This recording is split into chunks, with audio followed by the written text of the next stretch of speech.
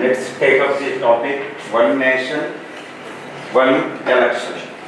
Okay, nowadays there has been a tendency in one nation, one ration card, one nation, one passport, okay, one nation, one election. This is the common phenomenon. Okay, after we have faced various experiences during the COVID-19, Indian government has been trying to eradicate certain problems, to remove certain troubles. For example, one nation, one ration cards, the spin-off benefits from that program. Okay, the people, especially the migrant workers, they have faced untold problems across the country during the second wave, and in particularly second wave time. Okay, like this, as far as our election process is concerned, the government of India has tried to remove certain lacunas. There has been so many lacunas in Indian election system. Okay, Indian election system is one of the most important thing in our nation. The elections, the role of elections in Indian democracy. Before getting into this topic, we have to discuss about the elections. The elections come under the basic structure of Indian Constitution. Do you know? First of all, that is important. Elections, the democratic elections come under the basic structure of Indian Constitution, and which is the base for Indian democracy. Okay? If you looked at the entire Indian history, which is since immemorial, because India is a living and oldest country, oldest civilization on the earth's surface. There is no doubt related to this one. If you look at this entire history of Indian history, okay, this is the period in words, which means after independence only, there is a peaceful revolution to change the governments. Earlier we have the Guptas, we have the Mauryas, we have so many dynasties, but we can see that there has been a violence, bloodshed. Okay, during the change of the governments. Of course, they are greatest dynasties. For example, Mauryas, Guptas. But it's a common phenomenon that there is a bloodshed to change the government. But if in this case, this is the peaceful period in entire Indian history itself, because of the crucial role of the elections through ballot instead of barrel or any violent or sword. This is through ballot. This is a peaceful revolution, and people entirely, absolutely people are deciding which government should be in power. This is the role of elections. Without elections, there is no modern democracy. Okay, we are talking about such elections. Remember, this is what the crucial point. Unless you understand, unless we have idea about Indian elections, especially the prominent role in Indian democracy, it is not all well to discuss this kind of topic. It is not a simple topic. We are talking about the most important election process in modern democracy. That's what India. Okay, elections, for which there is an election commission, which is an important constitutional body. Election Commission, Article 324 related, some other articles. 324, according to which there is an election commission to supervise, conduct peacefully, to free and fairly conduct the election process across the nation. It is to conduct elections for the president, vice president, and members of the Lok Sabha, Rajya Sabha, and state assemblies. For local bodies, there is a state election commission. Of course, they are under also. These same articles will decide them, and same election commission will observe them. This is the election commission. This election commission and these elections all come under the basic structure of the Indian Constitution. Remember, we should not disturb the basic structure of the Indian Constitution according to the Cashman and the case of 1973 of Supreme Court of India. Okay, these are all related issues, but however, we are discussing about one nation and one elections. for which there is a lot of demands. There has been a lot of demands for this one. If you look at the one nation, one election, or as simply election or poll, this is known as generally elections. Why it has been in news? Why it is important? What is the relevance of this topic? This is what we have to understand, because in order to give introduction, the first and the better way to start our introduction for this essay is, what is this one? Out of there are 5 ways to introduce, to give introduction to any topic. So which is better for this one? Which kind of introduction is better for this topic? Data, current affairs. Any current affairs, data, anecdote or small story or any quotation or any other thing, or data simply. Which is better?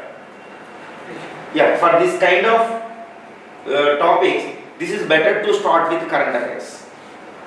Current affairs means what is the relevance of this topic, or why the examiner has given this topic. Unless it is relevant, they will never give you topic, because most of the topics, most completely of your topics in essay is mostly contemporary in nature. Contemporary in nature, which means current affairs. What is the relevance of this topic? Why it has been in news? Why it is in news? That is why it is an important topic for your essay. Of course, this is very important because the present majority, after the simply end of this coalition era, okay, we had been better experiences for 25 years related to political instability during the coalition era.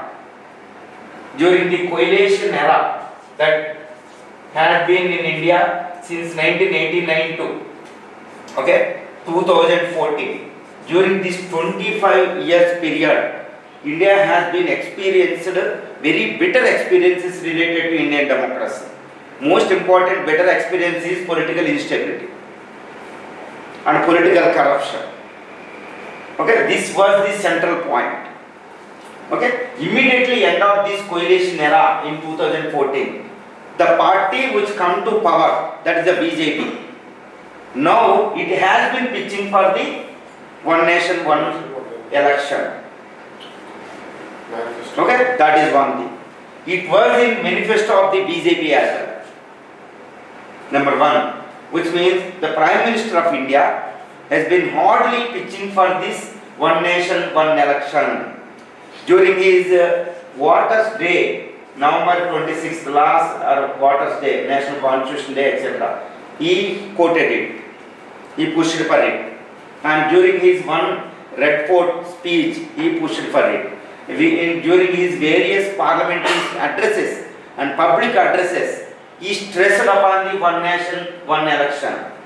And in 2019, the government of India conducted all party meeting related to in order to identify this feasibility to conduct one nation, one election.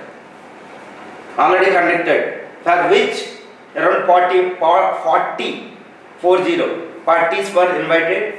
Around 21 parties of India, various political parties across the political spectrum of India were participated directly during this all-party meeting.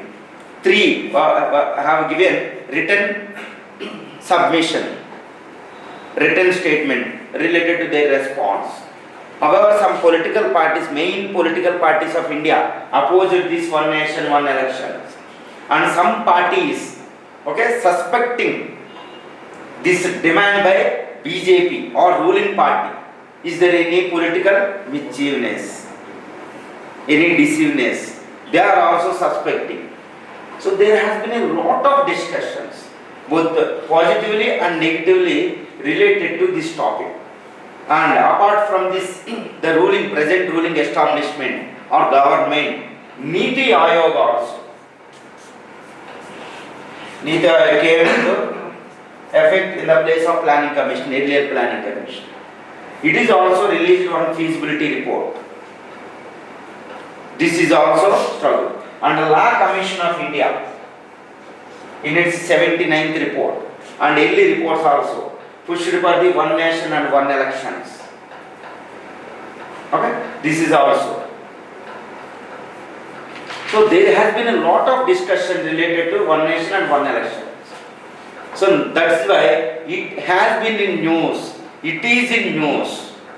And another important thing is during the COVID-19, amidst this COVID-19, amidst this world's largest lockdown process across the nation, we had to conduct the various assembly elections like UP, West Bengal, etc., Punjab, etc., etc. We had to conduct the assembly elections. So because of this conduction of elections, the COVID was spread across the nation like a wildfire, especially during the second wave.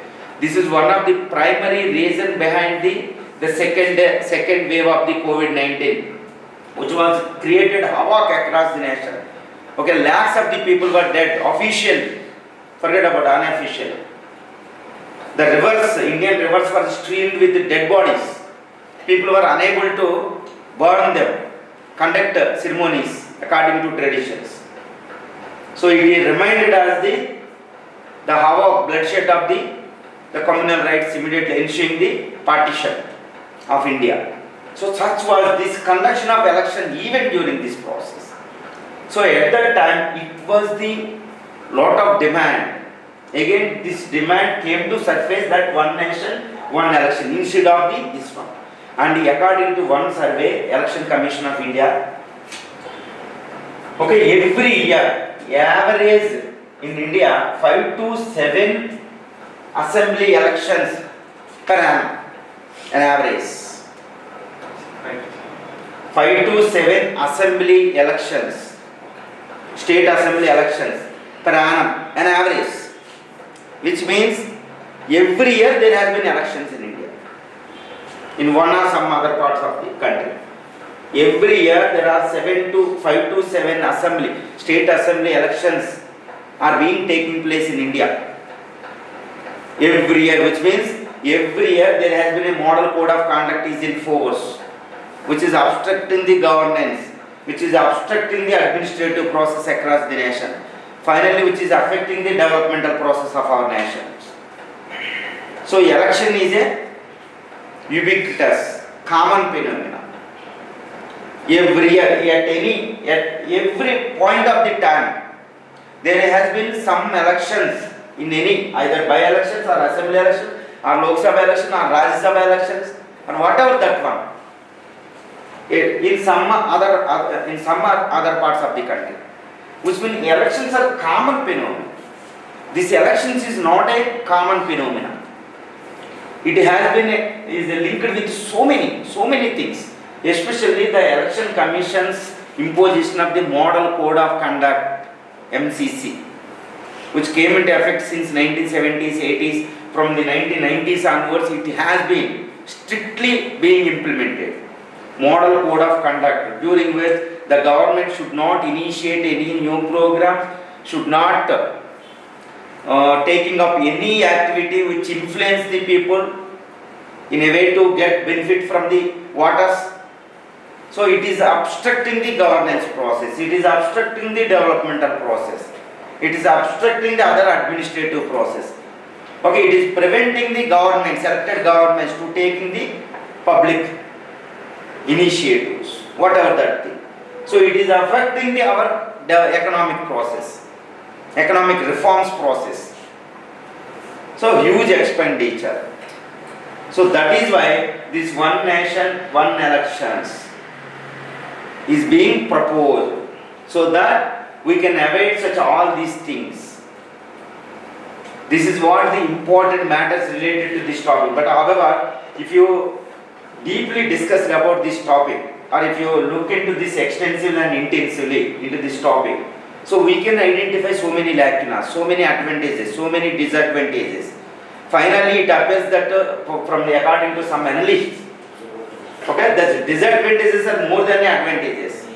The simple point, one columnist of the Hindu, okay, she raised one important point related to this topic. The first, she raised one question. We can start with this question. The question is, this one nation, one election proposal from various stakeholders, forget about whatever the stakeholders, from various stakeholders it is coming ruling party, biggest parties like BJP, Niti Aayog, Law Commission and various stakeholders has been pushing hardly for the one nation, one elections. Even sections of the people also, they are preferring to this one. Most of the political parties hardly pushing for this one. But she raised one important questions. Yes, it is a pertinent, and I would like to start this introduction with that question. Okay, this one nation, one election, whether it is for the convenience of the election process or to strengthen the election process, or to strengthen the democratic process in our country. So whatever the measures we have taken that ought to strengthen Indian democratic process now, and it should strengthen the election process, should not weaken the election process, should not weaken our democratic process, democratization or evolution process. This question is important. Now, this simultaneous